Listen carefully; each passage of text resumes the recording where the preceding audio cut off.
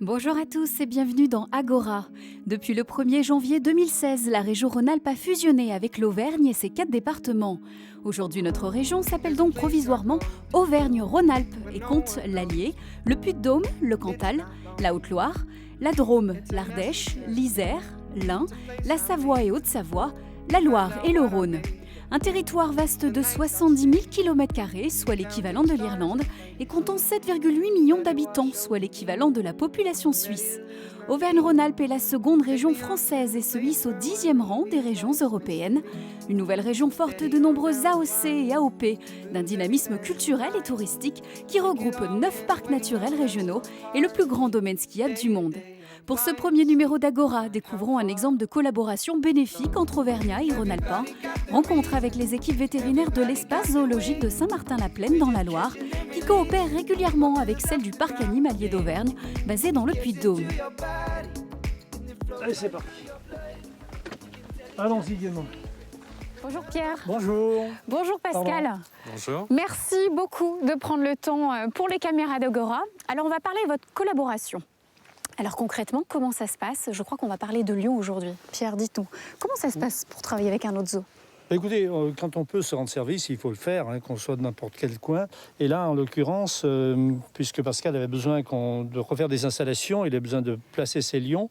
Donc nous les avons pris et nous en profitons par la même occasion d'intégrer avec ce couple une lionne que nous avons là sur l'association Tonga, afin de lui augmenter son groupe, mais surtout de nous libérer une installation en faisant partir cette lionne dans son établissement. Alors, comment ça se passe? Je crois qu'il n'y a pas d'échange financier. On est vraiment sur de la collaboration, du partenariat.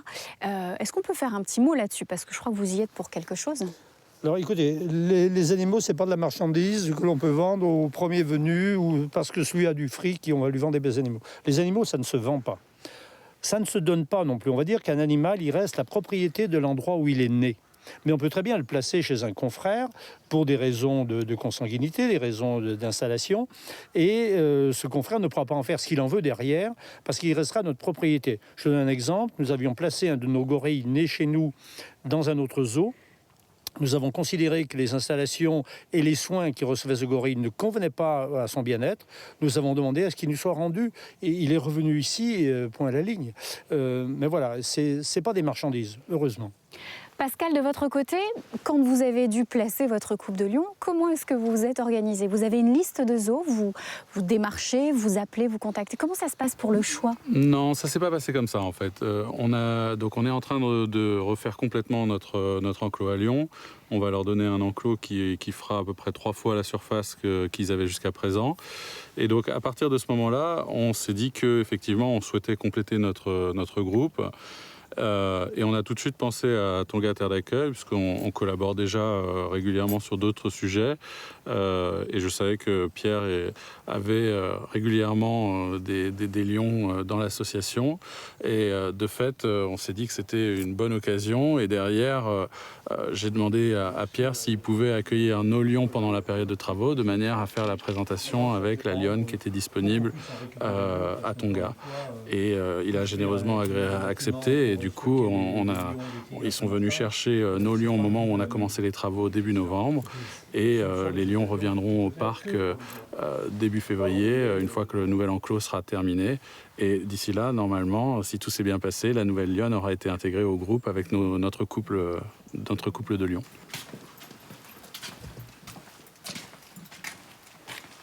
Voilà donc Sultana. Et voilà, Sultana.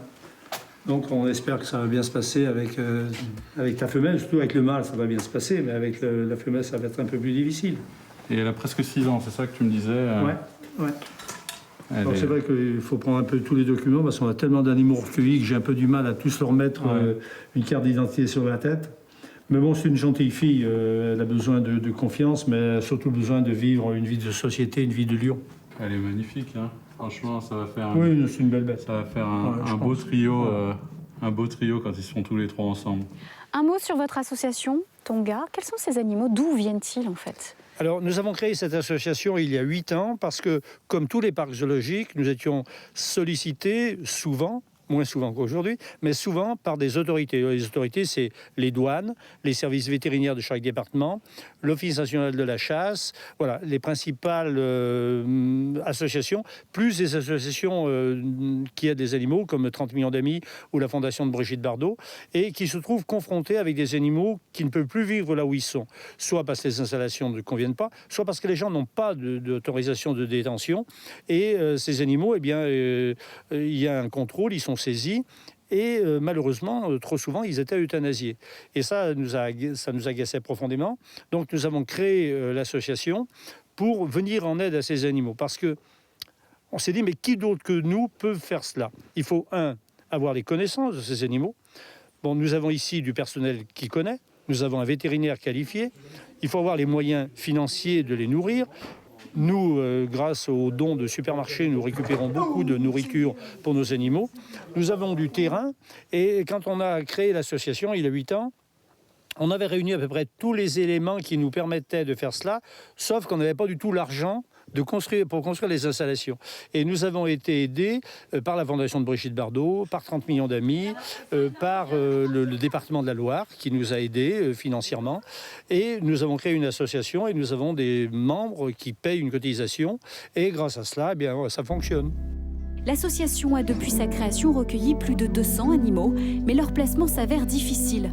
Issus de milieux hostiles comme les cirques ou les laboratoires, ces animaux ont souvent connu des tortures et n'ont donc pas une bonne perception de l'homme. Donc c'est tout à fait désagréable de mutiler des animaux comme cela, parce que très souvent, bon, par exemple ce lion, il a été castré, mais il a aussi été dégriffé.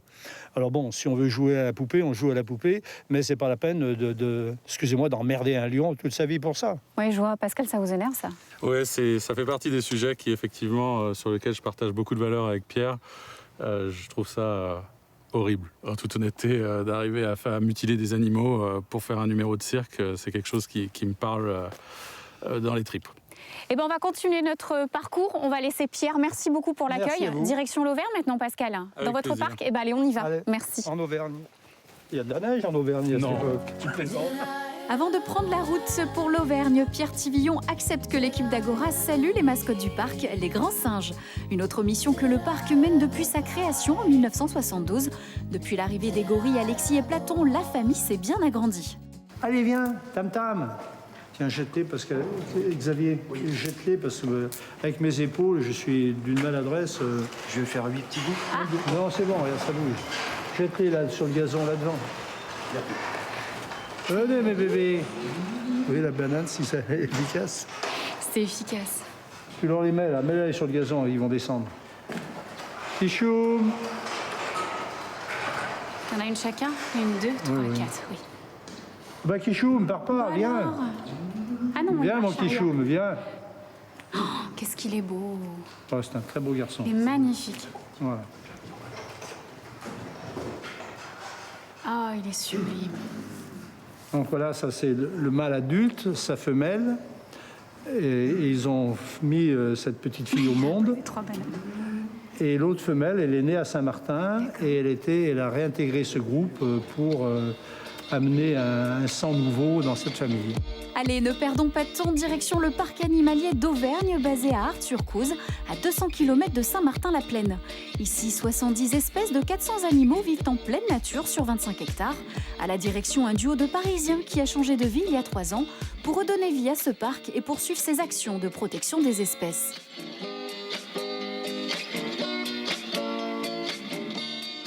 Pascal, nous sommes arrivés au sein de votre parc. On ne dirait pas parce qu'on est vraiment au cœur de la nature, mais nous y sommes, parc animalier d'Auvergne. Alors, revenons à l'échange des lions. Concrètement, quel est le calendrier? Comment ça va se passer pour l'échange des lions suite aux travaux? Alors là, en fait, ce qui va se passer, c'est que Saint-Martin-la-Plaine va continuer à essayer de présenter leur lionne qui venait du Liban, donc à notre couple. Une fois que la lionne aura été intégrée au couple, à ce moment-là, et que nos travaux seront terminés, on rapatriera tout le monde sur l'enclos ici, le nouvel enclos du parc. Voilà, donc c'est un peu le timing, ça devrait arriver pour la mi-février à peu près.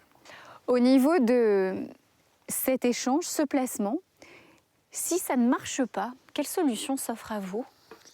Ce serait Pas de peau, parce que comme on a vraiment discuté avec Pierre Tivillon, les lions sont des animaux très sociaux. Donc en général, ça ne devrait pas poser de problème. Si ça devait poser un problème, ça voudrait simplement dire qu'effectivement, on ne pourrait pas prendre la lionne de Saint-Martin-la-Plaine et qu'on chercherait à présenter à notre couple une autre lionne qui viendrait d'un autre parc zoologique. Mais bon, on espère vraiment que ça fonctionnera, parce que sur le principe, comme on se le disait tout à l'heure, on trouve que le travail que fait Pierre Tivillon avec Tonga Terre d'accueil est admirable. Et si on pouvait leur enlever un animal des mains au regard de tout le travail qu'ils font, ça nous ferait particulièrement plaisir. Un mot sur votre parc, il est jeune, il est implanté dans un décor incroyable et on sent vraiment qu'ici il y a un parti pris.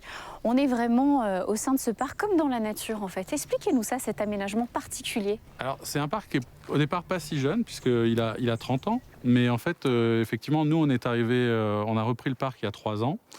Et en fait, on est tombé amoureux littéralement du côté naturel de ce parc, qui est un vrai parti pris, comme vous l'avez souligné. On est au milieu de la nature et pour nous, ça comptait pour présenter des animaux. On voulait présenter les animaux comme s'ils étaient chez eux. Donc, de fait, le parc se découpe un peu sur 3 niveaux. Vous avez une partie plutôt plaine sur le bas du parc, une partie arborée au milieu et puis une partie vraiment montagne, comme la partie où on se trouve maintenant. Et on a essayé petit à petit de mettre les espèces qui allaient bien aux différents niveaux du parc pour qu'elles se retrouvent dans leur milieu naturel. Comme ici, on est au milieu des chamois et des bouquetins. C'est comme dans les Alpes. C'est assez unique et également au niveau des espèces que vous avez. Je vous avoue que j'ai vu des animaux que j'ai jamais vus ailleurs, dont je ne connais même pas le nom. Là aussi, quelle est la spécificité de ce parc? Je crois que vous êtes un centre de reproduction et puis un centre de sauvegarde assez exceptionnel. On fait partie de l'EASA, qui est l'Association européenne des zoos. Et à ce titre, on participe à plus de 25 programmes de reproduction sur des espèces très rares. Et certaines pour lesquelles vous n'en trouverez nulle part ailleurs en France, comme les cerfs de Thorold, par exemple, comme les tares de l'Himalaya. Un dernier message pour les Rhône-Alpins qui ne sont pas encore venus jusqu'ici. Aujourd'hui, on n'est plus cousins ni voisins, mais on vit ensemble. Exactement. Auvergne-Rhône-Alpes, allez, un petit message, quand venir vous voir? Je pense que c'est une promenade en nature. L'Auvergne, c'est aussi beaucoup ça. Et le parc animalier d'Auvergne se veut être dans cette logique auvergnate. On vous fera découvrir des spécialités culinaires également. Mais au-delà de ça, on vous fera surtout profiter d'un paysage extraordinaire avec des animaux qu'on n'a pas l'habitude de voir ailleurs. Et un superbe accueil. Merci beaucoup, Pascal Damois. Merci bien. Merci Sandrine. C'est déjà la fin de ce numéro d'Agora. De la part de toutes les équipes de TV8 Mont-Blanc, Télé Grenoble-Isère, TL7 Saint-Étienne et Télé Lyon Métropole, très bonne année à tous et à bientôt en Auvergne-Rhône-Alpes.